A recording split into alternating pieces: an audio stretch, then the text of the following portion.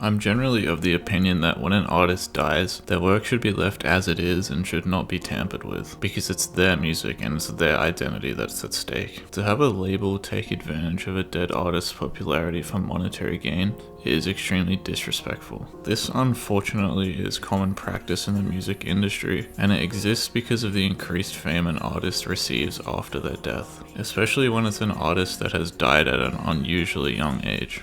A great example of this horrific exploitation I think is X. Before he died, X had signed with Empire, who now are scraping the bottom of the barrel when it comes to releasing his music. Since his death in 2018, numerous singles and 5 albums have been released. Granted, one of these is a deluxe, one is a group project, and I don't even know what the fuck this is. X was a great artist that can't be understated, but the way his work has been treated is shameful. Where my opinion on this issue differs is if when an artist dies, an album is so close to completion that someone they were close with and who understands the direction of the project is able to step in and finish it for them, while staying true to the identity and beliefs of the artist. Once that album is finished and released, I think that should be that forever. I'm especially happy with the way Mac Miller has been treated after his death. Mac had essentially finished Circles in 2018 before he died, but it still wasn't finished. Thankfully, John Bryan, who had collaborated with Mac on the album and who understood the direction Mac was taking, was able to finish it and release it in 2020. And the album is amazing. You can tell that a lot of effort and care went into the creation of this music. So, moving on to what this video is actually about. The state of Lil Peep's discography and how I wish it had been treated. Peep died in 2017, having just released his debut album. This album is half an album, being 7 tracks long. Peep obviously intended to follow this up with part 2, which would be probably of equal length. But when Peep died, all that existed of part 2 were rough demos that could potentially be brought together to make an album. It's difficult to understand exactly what was decided by who during this time, whether it was Peep's label who took the initiative in the creation of this album, or whether it was someone else. Either way, it was decided that a follow-up album would be produced using these demos.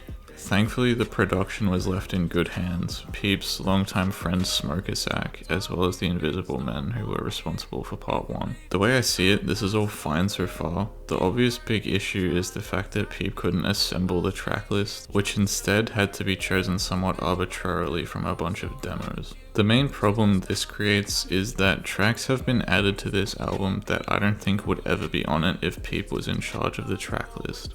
The first of which is a remix of the song Life, which was originally released on the EP Feels back in 2015. On the album though, it has been renamed Life is Beautiful and is a dramatically different song. Whilst I think the remix version is a better song, that doesn't really provide a viable justification to re-release a 3-year-old song in my opinion. This isn't the worst of it though. The album's single is the song Falling Down, which is annoying for 2 reasons. Firstly, Lil Peep did not like X as a person at all, and would not have collaborated with him. The only reason this song exists is because both Peep and X were dead by the time it came out, and so of course this song would just get so much attention. The other reason this is annoying is because the song is equally Makonnen's song, meant for an entirely different album. Makonnen did give his permission to completely omit his verse from this version of the song, but what about Peep? Did he give his permission to take one of his close friends off a song and to replace him with someone he did not like? The result of this is now there are 2 versions of this song on the album, one with Makonnen and one with X, creating a kind of bloated and weird tracklist when you put it up against one. Makonnen's version is better, by the way. Despite the quite big issues I have with Kamo Vonya Sober 2, I think overall it's a good continuation of part 1 and that people would be okay with it. The main subject of this video is the unreleased album Diamonds, and why I think this album should be released more than anything else. Pete began working on Diamonds in mid to late 2017, just before he died. He had long been a fan of Makonnen and was excited by the opportunity of working with him, let alone making an entire album with him. There's a ton of footage of Makonnen and Pete working on this album, and you can just tell they were both really passionate about this music. This album, unlike part 2, is actually finished. However, it's likely to never come out, as evident by the fact that the whole album not so randomly leaked online after Peep's mother said this It's out there, so you can listen to the whole thing, and when you do, it's immediately noticeable how into it Peep was. So it's a shame that the album has been scrapped. There are some songs on here that, as they currently exist, I think are awful, especially due to Makonnen completely ruining a couple of them by himself. But there are also some extremely good ones, and since this is all unreleased music, we don't know if this was definitely the final state of the album, so I reserve judgment on it because it would be unfair to judge it. Regardless of how I feel about some of the songs, the album is definitely the peak of Peep's vocal ability, and he should have been able to release this music. The reason it hasn't is not known as far as I'm aware, but it probably has something to do with these fucksticks, because I know for a fact if she could, Liza would release this music in a second. Liza's role in her son's music is one that I'm glad she's taken up, because she has her son's best interests at heart. But she has also done some weird shit, like when Neil Young took his music off Spotify because of Joe Rogan's anti-vax shit he said on his podcast. Liza posted a screenshot of Peep's Spotify page and said, "I agree with Neil Young," as if she was like threatening to take her son's music off the platform, which kind of enraged me because like it's not your music, lady. She obviously didn't do it though, and as a whole she's been very good to the audience and Peep's fans.